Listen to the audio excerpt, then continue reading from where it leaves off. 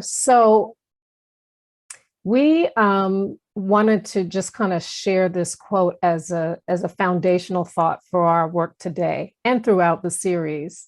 And this is one of my favorite authors, James Baldwin. And James Baldwin essentially says, not everything that is faced can be changed, but nothing can be changed until it is faced. And so, really, our conversation today is kind of facing some of those things that we sometimes know are there, but we're not quite sure what to do with those things. Things that are chronic issues, problems that we see, and maybe it's hard to face it because we're not quite sure what to do. Right? How do you fix it? Or sometimes the problem feels overwhelming. And so today, our conversation is going to be just sort of understanding the need, right? We're not into the point yet of about what should we do, but just understanding the need, what are the issues, framing those maybe in different ways. That's our work today. So we're going to move into looking at some data. And this next slide focuses on some information from the Bureau of Justice.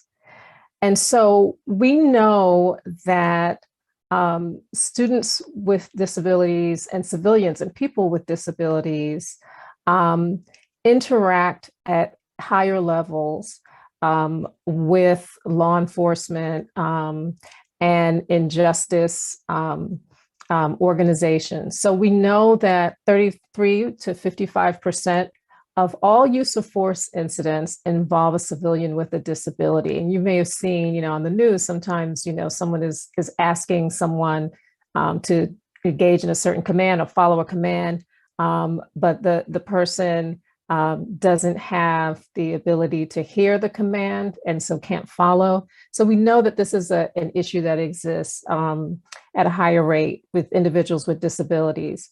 And just when you look at prisoners, people who are in state prison or federal prison, we see a high percentage of those people reporting that they have at least one disability. So it's just something to keep in mind. When we get to the next slide, so using that piece of information, looking at the next slide, we look at this one piece around the socio-political context and race and disability. And we know that 1 in 9 working age adults have a disability that put them at risk for economic exclusion, right? So there's an intersection that's happening between disability, race, and people living in poverty, experiencing poverty. African Americans or Blacks are most likely to be identified as having a disability. So again, you see that interaction. And we're going to go and do a little bit of a deeper dive. At the next slide, we'll talk a little bit more about this issue, a notion of disability and race and poverty intersecting. So it starts, we talked about adults and the experiences that adults with disabilities are having, but if we even look at youth, people who are in school, we look at suspension, out of school suspension in particular.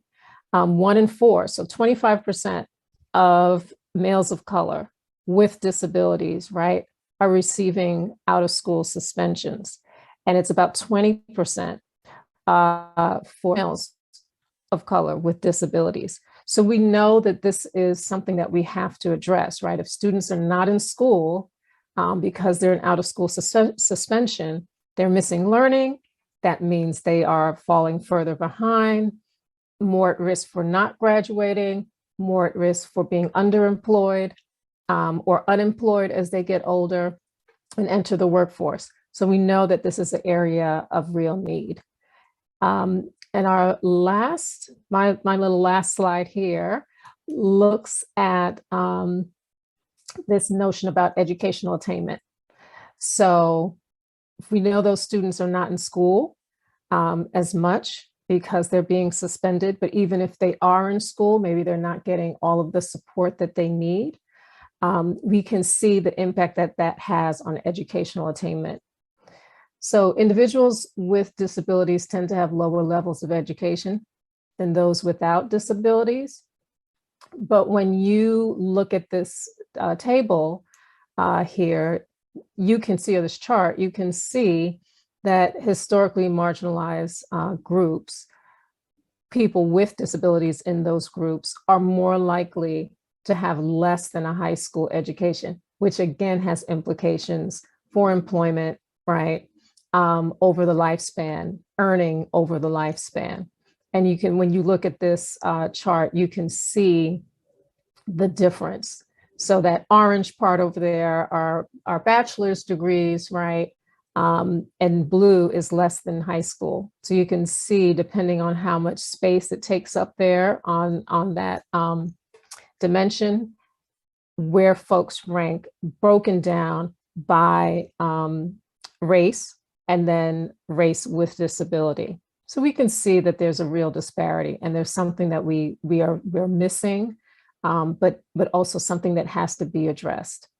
So with that, I'm going to pass this back to Dr. Butler to kind of continue on this journey, talking about race, disability, and folks experiencing poverty.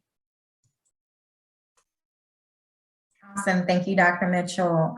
Yes, I think Dr. Mitchell set up the appropriate context for today's presentation. And remember, these are national data that we're discussing here. And so we saw data from the justice system. We also saw data from education. But now when we're looking at data in response to poverty and the implications of disability, we see that persons with disabilities are twice as likely to experience poverty in comparison to those without disability.